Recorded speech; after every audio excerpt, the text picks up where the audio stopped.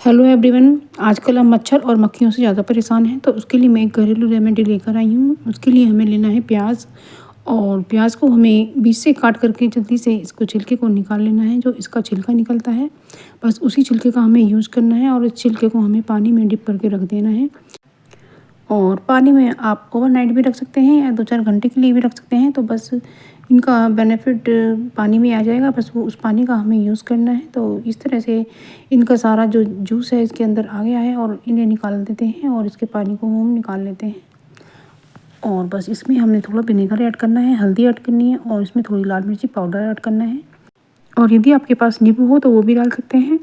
तो बस ये एक तीखा बेस तैयार हो गया है, और इसने हमने एक प्लास्टिक की बोतल में होल करके उसमें ही हम रख देते हैं। और ये एक स्प्रे बोतल बनकर तैयार है। चैनल पर नए हैं तो चैनल को सब्सक्राइब कीजिए और वीडियो को लाइक शेयर कमेंट कीजिएगा। तरीके से रखें। अब हम अगली ट्रिक पे आते हैं वैसलीन को लेकर। तो विंटर सीजन आ गया है और इसमें हमारी जो त्वचा है वो नमी खोने लगी है। तो हमें लेना है थोड़ा सा चम्मच में वैसलीन, और एक प्लेट में हमें निकाल लेना है। और इसमें हम ऐड करेंगे थोड़ा सा दूध, और इसमें हमने थोड़ा सा बेकिंग पाउडर ऐड किया है। यदि आप चाहें तो इसमें 1 चम्मच बेसन भी लिया जा सकता है। तो इस तरह से हमें इसका एक बैग बना लेना है, और इसको हम, यदि आपको ज़्यादा ज़रूरत हो तो आप ज़्यादा भी ले सकते हैं। तो इस तरीके से जो हमारे हाथ ये नमी खोने लगी है, तो चाहे रूखे रूखे हो गए हैं, तो फटे हुए से भी हो गए हैं, तो इनके लिए हमें इस तरह से इसे अच्छे से मिक्स करना है।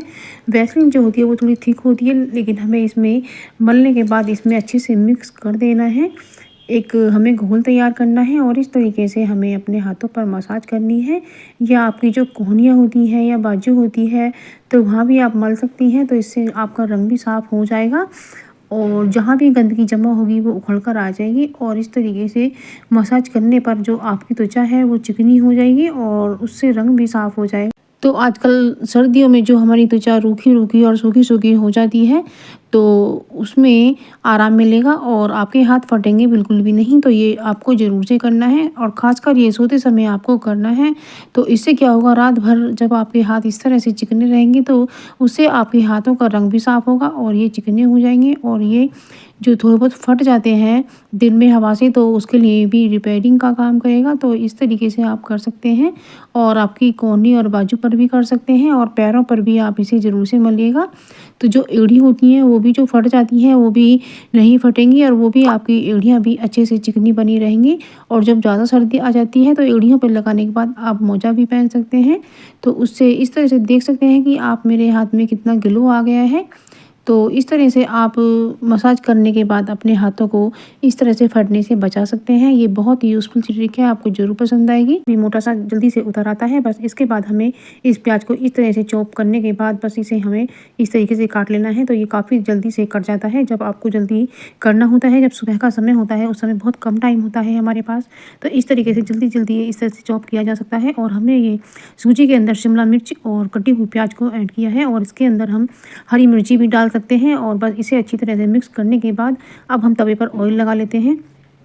तो सबसे पहले जो हमें चीला बनाना है वो छोटा सा ही बना लेना है, क्योंकि जब हम छोटा चीला बनाते हैं तो वो तवे पर चिपकता बिल्कुल भी नहीं है। तो इस तरीके से हमारा चीला चिपकेगा नहीं। और बस इसके चारों तरफ हम रिफाइंड ऑयल ऐड कर देते हैं। तो बस हमने इसके चारों तरफ रिफाइंड डाल दिया है, या आप तेल या देसी घी भी डाल सकते हैं। तो बस मैंने इस तरीके से इसे अब पलटने के बाद दोबारा और ऑयल लगाया है। बस इस तरीके से आप सेकते जाएंगे। ये बहुत ही अच्छा नाश्ता है और बहुत जल्दी से बनकर तैयार हो जाता है। तो हमने एक प्लेट ली है। अब ये हमारा अगला टिप्स है। तो इसमें हमने स्टैंड दिखाती है हमारी, जो हमारे पास खाली बैग होते हैं या फिर प्लास्टिक के बैग होते हैं, तो उनका हम उपयोग कर सकते हैं, क्योंकि इन्हें फेंकने का मन भी नहीं करता है। और ये जो बड़े वाले बैग होते हैं ये भी बहुत यूज़फुल हो सकते हैं। तो आजकल ये गर्म कपड़े निकल रहे हैं। अलमीरा में क्या होता है कि पहले से ही हमारे काफ़ी घिच-पिच होती है, तो इन मोटे मोटे कपड़ों को रखने के लिए जगह कम ही बन पाती है, तो इसलिए इन बैगों का इस्तेमाल कर सकते हैं। तो इस तरीके से कपड़े धोकर और तह बना करके इस तरह से रखा जा सकता है। और हर सदस्य के कपड़े अलग ही बैग में रखे जाएं तो वो आपस में मिलेंगे भी नहीं, और ना ही इनकी तह खराब होगी, और ना ही ढूंढने में परेशानी होगी। तो कई बार ऐसा होता है, हम सभी कपड़े एक जगह रख देते हैं और ढूंढते ढूंढते हमारा काफ़ी समय बर्बाद हो जाता है। हम कभी ऑफिस या किसी काम से जा रहे होते हैं तो वहाँ भी लेट हो जाता है। तो इसलिए ये बैग बहुत यूज़फुल हो सकते हैं। इन्हें बिल्कुल भी ना फेंकें, और इस तरह से अपने सामान को रख सकते हैं। हम दिए की एक नई ट्रिक बताते हैं। तो हमने ये बड़ा वाला दिया लिया है, और इस बड़े दिए का हम बहुत अच्छा यूज़ करने वाले हैं। तो हमें पहनाना है इसे मोजा। तो आपने यदि कभी दीपक को इस तरह से मोजा पहना कर नहीं देखा है तो आज ज़रूर पहना कर देखें। तो इस तरह से हमने मोजे को पहनाया है। तो अब हम सबसे पहले इस दिए में धूप बत्ती रख देते हैं। खुशबूदार अच्छी सी धूप बत्ती हम इस दिए में रख देते हैं। और अब इसमें हम रखेंगे थोड़ा सा अच्छा वाला कपूर। तो कपूर भी हमें इसमें रख देना है। और इसमें हम अभी एक चीज़ और ऐड करेंगे और इसमें डाल देनी है हमें 5-6 लौंग। और बस इस तरीके से हमने दिए में इसे कर दिया है। और इस दिए को हम डालेंगे सॉक्स में और सॉक्स से इस दिए को अच्छे से हम बंद कर देते हैं। आप कपड़ा भी ले सकते हैं लेकिन कपड़े के अंदर वो बात नहीं होती है जो सॉक्स के अंदर होती है। सॉक्स अच्छे से इसे बांध लेता है। तो इसे बांधने में भी आसानी होती है क्योंकि ये सॉक्स नायलॉन का है तो इसे खींचा जा सकता है कपड़े को। तो बस इस तरीके से हमने इसे बांध दिया है। और जो आगे से बड़े बड़े हॉल बन गए हैं, इसकी जो स्मेल है वो बाहर तेज़ी से आएगी। तो बस इसको हमने तैयार कर लिया है और इसका हम बहुत अच्छे से प्रयोग करेंगे अपनी अलमीरा के अंदर, या आप इसे शू रैक में भी रख सकते हैं। तो इसमें जो खुशबू निकलती है तो जो अलमीरा के अंदर बैड स्मेल है वो बिल्कुल भी नहीं आएगी। तो इसकी लौंग और कपूर की खुशबू बहुत अच्छे से आएगी। तो इससे हमारी जो बैड स्मेल है वो निकल जाएगी हमारी अलमीरा की। और शू रैक में भी आप इसे रख सकते हैं। तो इस तरीके से फ्रेंड्स आप अपनी अलमीरा में रखिए और अपनी जो अलमीरा है वो खुशबूनुमा बन जाएगी। और ये खुशबू यानी पहचानी होती है, कोई इनसे आपको एलर्जी भी नहीं होगी क्योंकि कुछ लोगों को ज़्यादा तेज़ खुशबू से एलर्जी होती है और उन्हें चक्कर आने लगता है। तो ये ऐसा भी नहीं है, ये हल्की खुशबू है और इस तरह से आप कर सकते हैं। और तो फ्रेंड्स क्या होता है जब हमारी झाड़ू रखी रहती है तो उसमें छोटे छोटे कीड़े मकोड़े या फिर उसमें चींटी आ जाती हैं। तो जब हमारी झाड़ू ख़राब हो जाती है तो हम जहाँ भी झाड़ू लगाते हैं वो कीड़े मकोड़े वहीं हो जाते हैं और मरने का भी खतरा रहता है। तो इसलिए हम इसमें कुछ ऐसा डालेंगे जो झाड़ू में कीड़े मकोड़े आए ना। तो इसमें हमें थोड़ा सा हल्दी पाउडर डाल देना है और वो हमें छिड़क कर के ही डालना है अंदर ऐसे खोल खोल करके। और इसे हमें ये काम हमें रात के समय ही करना है। तो थोड़ा सा हमें पाउडर भी डाल देना है क्योंकि इसमें स्मेल वगैरह हो जाती है तो वो भी निकल जाएगी। और इस तरह से इस पाउडर को हमें इसमें स्प्रेड कर देना है और इस तरीके से मल मल के तो ये झाड़ू जो स्मेल वगैरह होती है तो वो सब निकल जाएगी। और टाइम टाइम पर इसे झाड़ू को कभी कभी धो दीजिएगा तो इसी को ही लेकर। तो फ्रेंड्स ये जो इसके ऊपर चरखी होती है तो इसको जो चूहे होते हैं वो काट कर ख़राब कर देते हैं और हमारी मिक्सी की पकड़ ख़त्म हो जाती है। तो इस पर हमें एक कप लगा देना है। और यदि कप सही नहीं बैठता है तो आप ये डिस्पोजल डब्बे भी ले सकते हैं क्योंकि ये चौड़े होते हैं। तो इस तरीके से लगा सकते हैं। तो इस तरीके से हमारी जो मिक्सी है उसके अंदर ना तो कॉकरोच ही जाएंगे, ना ही चूहे इसको काट कर गंदा करेंगे, ना ही ख़राब करेंगे। तो हमारी मिक्सी रहेगी अच्छी।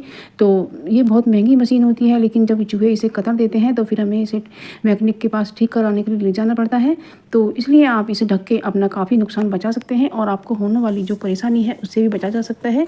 तो जो अब इसकी लीड है जो बड़ी बड़ी गंदी हो जाती है या फैलती रहती है तो उसे भी इस तरीके से हमें इकट्ठी कर इसमें एक क्लचर को लगा कर रख देना है। या आपके पास क्लचर ना हो तो आप इसमें कोई धागा वगैरह भी बांध सकते हैं जो काफ़ी मोटा हो, या प्लास्टिक की जो आजकल रस्सी आती है उससे भी बांध सकते हैं।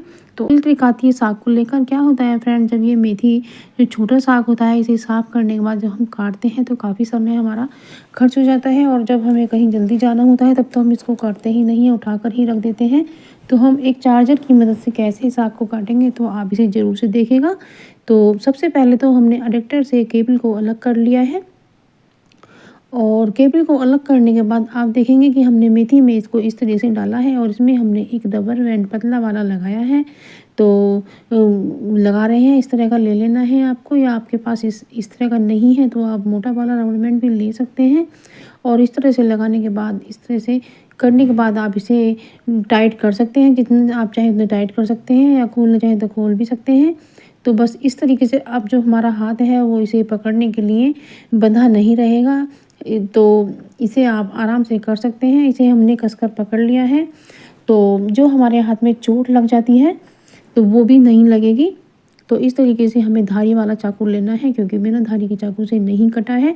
और इस तरह से सबसे पहले तो हमें इसकी जड़ों को निकाल लेना है और उसके बाद हमें थोड़ा थोड़ा सा देख लेना है कुछ है तो नहीं। और उसके बाद बस हमें कट करते जाना है और ये जो केबल है इसे थोड़ा ऊपर कर लेना है। तो इस तरीके से हम हाथ से कर पाएंगे। और फ्रेंड इससे हमें एक फ़ायदा होगा, जो हमारे यहाँ पर चोट लग जाती है वो भी नहीं लगेगी। क्या होता है कभी कभी हम कितना भी अच्छे करने वाले हों तो हमारे यहाँ कट लग जाता है, तो उससे भी बचा जा सकता है और बहुत ही तेज़ी के साथ आप साग को कट कर सकते हैं, जैसा कि आप वीडियो में देख पा रहे हैं। और इस तरह से ये बारीक बारीक छोटा छोटा साग बड़े ही आसानी से कटता जा रहा है और इस तरह से आप काफ़ी सारा साग मिनटों में काट सकते हैं। तो आप देख सकते हैं कि मैंने ये साग कितनी जल्दी से काट लिया है, तो इसलिए आपके समय की बचत होने वाली है और आपका काम भी मिनटों में हो जाएगा। तो फ्रेंड्स, यदि आपको ये वीडियो पसंद आई हो तो आप इसे अपने फैमिली फ्रेंड में ज़रूर से शेयर कीजिएगा और ये वीडियो पसंद आने पर लाइक शेयर कमेंट ज़रूर से कीजिएगा। और यदि चैनल पर नए हैं तो मेरे चैनल को सब्सक्राइब जरूर से कीजिएगा, ताकि आगे आने वाली हर वीडियोस का अपडेट्स आपके मोबाइल पर पहुंच सके। तो फ्रेंड्स, मिलते हैं एक नई वीडियो में, तब तक के लिए थैंक यू फॉर वॉचिंग। आप मेरी वीडियो देखते रहिएगा। तो फ्रेंड्स, मैं फिर हाजिर होती हूँ कुछ टिप्स एंड ट्रिक्स के साथ में।